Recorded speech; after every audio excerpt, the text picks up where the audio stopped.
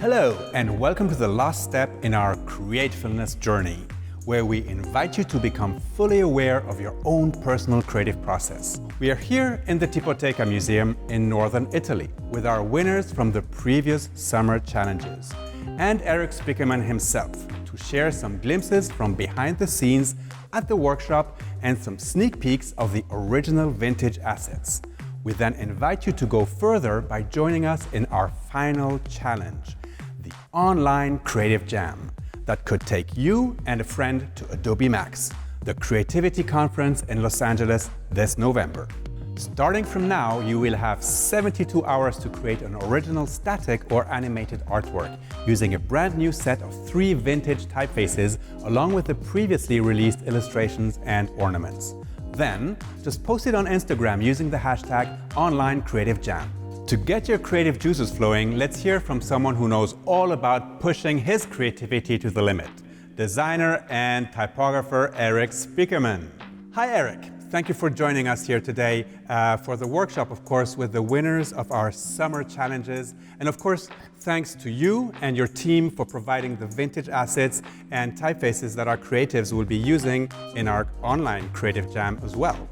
It's always a pleasure, especially being here at the Tipoteca, who actually provide this year's assets. We know you selected these illustrations and typefaces from your own private archive and from here, the Tipoteca Museum. Can you tell us what inspired you about them and why you chose them for us?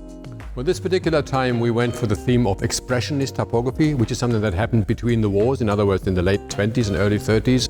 And these people here in Italy have lots of that in their archives, and we were just enamored by these amazing pieces of art, which is what it is in the analog way. That's great. And of course, you had the pleasure of hosting the workshop with our challenge winners. They had only used illustrations and ornaments digitally until now, so seeing them work with the original analog versions must have been very interesting to you. And what was the biggest difference for them working with traditional printing methods and techniques? Well, this is the analog stuff, so you actually get to hold those letters in your little hands. And the first thing you notice that there is no white space. I mean, if you put this into a machine, you have to put the stuff in between and you have to touch it. So that experience is always very eye-opening and everybody likes it. I mean, they're having a great time doing something very limited and very physical. So this time we've digitized 3 vintage typefaces. Can you tell us a little bit about the process?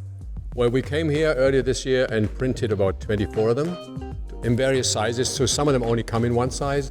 We looked at them back in Berlin and decided for the 3 with the Adobe people that were unused, unusual, and also indicative for that period. And then we had our own Eure Kreativität, digitize them, add some features, bring them into the digital age, and make them into actually useful typefaces for today.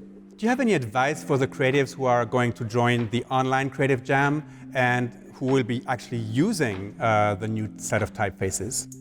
I think the advice is to be inspired by these shapes. And we've had the people here, I mean, all nice young kids, well, from where I am, young kids, just looking at them and immediately being inspired. Because, I mean, look at this. This is supposed to be an F.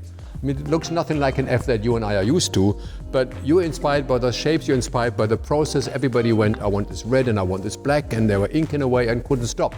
So I think if you use them even on your screen, you will get so inspired by these amazing ways of designing letter forms that there won't be any stopping you. Well, I think that's great advice. Finally, do you practice what we've called createfulness? Well, one thing that happens is that, as we say, everything has been done before, but then it hasn't. The choices we have with digital, 16 million colors and 100,000 fonts, are both amazing and limiting because it's too much to go on. So I get inspired by the lack of choices you have in the analog world. So that inspires me all the time to make do with maybe just one typeface, maybe just one color. And I think that's the lesson we can learn. We use our screens, but maybe we go back and thinking not about everything we can do, but the one thing we have to do. Well, thank you so much, Eric. It's been really great talking to you. Now it's your turn to practice creativefulness and elevate your creative game. Good luck, and we look forward to seeing what you come up with and maybe see you in Los Angeles this November.